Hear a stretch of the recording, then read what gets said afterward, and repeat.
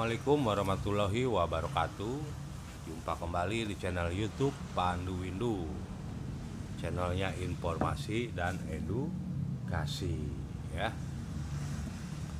Pada kesempatan kali ini Pandu Windu akan menyampaikan materi tentang PKN Pendidikan Kewarganegaraan kelas 10 ya, tentang bab 3 ketentuan Undang-Undang Dasar Negara Republik Indonesia tahun 1945 tentang wilayah, pertahanan, dan keamanan negara. Tapi pada kesempatan kali ini kita akan membahas tentang wilayah, ya, wilayah negara Indonesia. Kita tahu bahwa negara Indonesia itu adalah negara kepulauan ya. Jangan lupa like, comment, dan subscribe. Yang A, wilayah negara kesatuan Republik Indonesia adalah negara kepulauan. Hal ini ditegaskan dalam pasal 25A Undang-Undang Dasar Negara Republik Indonesia tahun 1945 yang menyatakan bahwa negara kesatuan Republik Indonesia adalah sebuah negara kepulauan yang berciri Nusantara dengan wilayah yang batas-batas dan hak-haknya ditetapkan oleh undang-undang ya. Hampir ada berapa ribu pulau ya yang ada di Indonesia. Berdasarkan hukum laut internasional, wilayah laut Indonesia dapat dibedakan menjadi 3 macam ya, sebagai berikut. Jadi berdasarkan hukum laut internasional, wilayah laut Indonesia dibedakan menjadi 3 macam.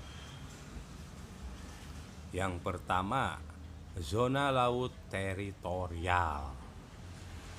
Batas laut teritorial ialah garis hayal yang berjarak 12 mil laut dari garis dasar ke arah laut lepas. Jika ada 2 negara atau lebih menguasai suatu lautan, sedangkan lebar lautan itu kurang dari 24 mil laut, maka garis teritorial ditarik sama jauh dari garis masing-masing negara tersebut. Yang B, ada zona landas kontinen. Zona landas kontinen ialah dasar laut yang secara geologis maupun morfologi merupakan lanjutan dari sebuah kontinen benua. Kedalaman lautnya kurang dari 150 meter. Indonesia terletak pada 2 buah landasan kontinen, yaitu landasan kontinen Asia dan kontinen Australia. Yang C, zona ekonomi eksklusif atau ZEE. Zona ekonomi eksklusif adalah jalur laut selebar 200 mil. Laut ke arah laut terbuka diukur dari garis dasar. Di dalam zona ekonomi eksklusif ini, Indonesia mendapat kesempatan pertama dalam memanfaatkan sumber daya laut. Ini ya, zona ekonomi eksklusif atau ZEE.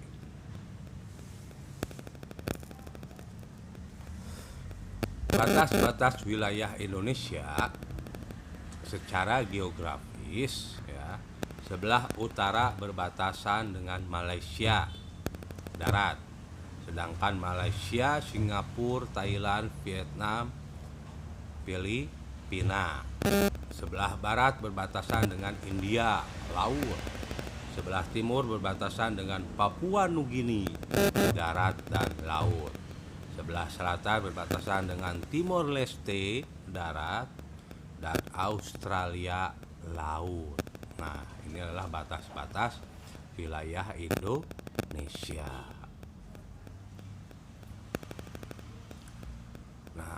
Deklarasi Juanda 13 Desember 1957 bahwa segala perairan di sekitar, di antara dan yang menghubungkan pulau-pulau yang termasuk dalam daratan Republik Indonesia dengan tidak memandang luas atau lebarnya adalah bagian yang wajar dari wilayah daratan negara Republik Indonesia, dan dengan demikian merupakan bagian daripada perairan pedalaman atau perairan nasional yang berada di bawah kedaulatan negara Republik Indonesia. Penentuan batas laut 12 mil yang diukur dari garis-garis yang menghubungkan titik luar pada pulau-pulau negara RI akan ditentukan dengan undang-undang. Nah, ini adalah isi dari Deklarasi Juanda. Pengaruh Deklarasi Juanda terhadap wilayah Indonesia. Indonesia menganut konsep negara kepulauan yang berciri Nusantara Archipelago State yang kemudian diakui dalam Konvensi Hukum Laut PBB 1982, yaitu United Nations Convention of the Law of the Sea UNCLOS, dan sudah diratifikasi oleh Indonesia dengan menerbitkan Undang-Undang Nomor 17 Tahun 1985. Indonesia memiliki tambahan wilayah seluas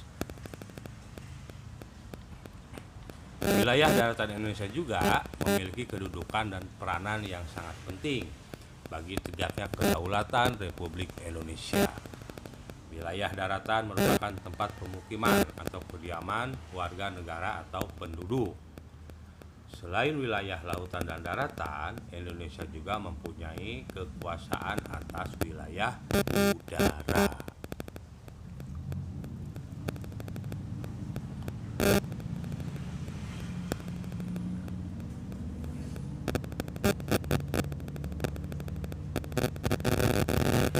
Wilayah udara Indonesia adalah